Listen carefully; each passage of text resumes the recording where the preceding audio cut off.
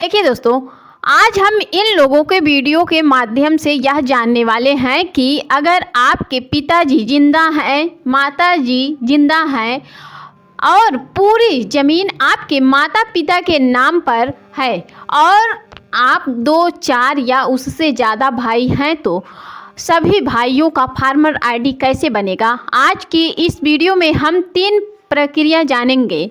अगर आप इन तीनों तरीकों से ध्यान से समझ लेंगे तो आपका फार्मर आईडी भी बन जाएगा और आपको सभी सरकारी सुविधाओं का लाभ भी मिलेगा।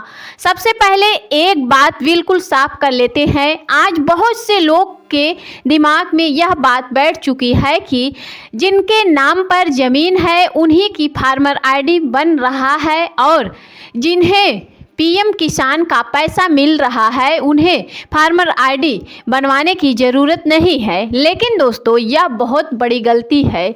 आज आपको अभी पैसा मिल भी रहा है तो लेकिन आपने फार्मर आईडी नहीं बनवाई तो आने वाले समय में आपका पैसा भी रुक सकता है, क्योंकि बिहार सरकार का साफ आदेश है कि हर किसान के नाम पर फार्मर आईडी होना ज़रूरी है, चाहे वह पहले से योजना का लाभ ले रहा हो या नहीं ले रहा हो।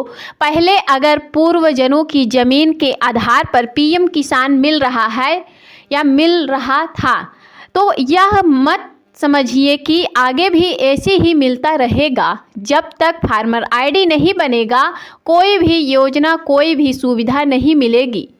अब आइए उन तीनों तरीकों को समझते हैं। पहला तरीका, पूर्वजों की ज़मीन। अगर ज़मीन दादा परदादा या किसी पूर्वजों के नाम पर है तो आपको पता ही नहीं है कि जब तक दाखिल खारिज, नामांतरण, बंटवारा, सहमति पत्र, वंशावली, मृत्यु प्रमाण पत्र ये सब नहीं होगा तब तक ज़मीन आपके नाम पर नहीं आएगी और जब तक ज़मीन आपके नाम पर नहीं आएगी फार्मर आईडी भी नहीं बनेगी। यह प्रक्रिया लंबी और समय लेने वाली होती है। बिहार में यह काम 1 हफ्ते या 1 महीने में नहीं होता है। दूसरा तरीका यह है, माता पिता जिंदा है और ज़मीन उन्हीं के नाम पर है। अब असली और सबसे आसान तरीका समझिए।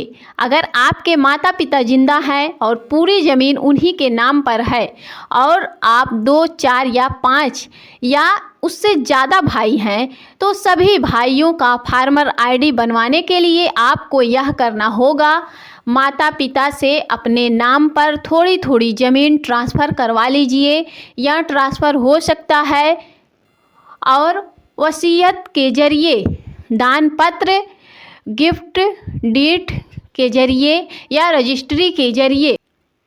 मान लीजिए 10 कट्ठा ज़मीन है तो 2-2 कट्ठा हर बेटे के नाम कर दिया जाए। बाकी ज़मीन माता पिता अपने नाम पर रखें। इसके बाद दाखिल खारिज कराइए, अपने नाम जमाबंदी कराएं और फिर माता पिता का भी फार्मर आईडी बनेगा और सभी भाइयों का भी फार्मर आईडी बने जाएगा।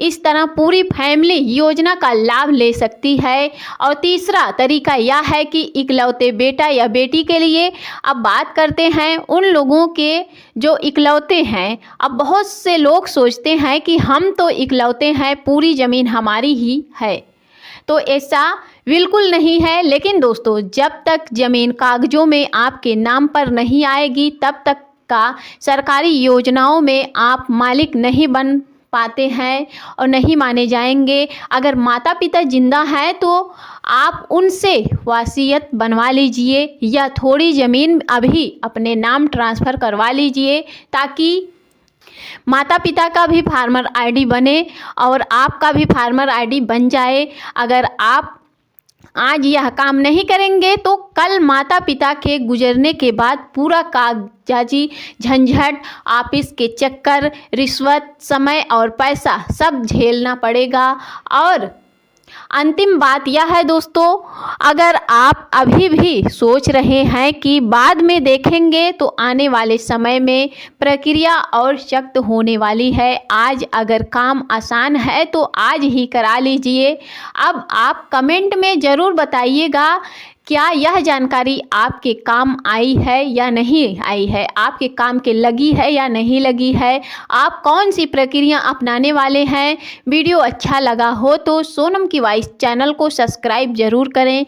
मिलते हैं एक और नए वीडियो में नए अपडेट के साथ। तब तक के लिए जय हिंद, जय भारत, वंदे मातरम।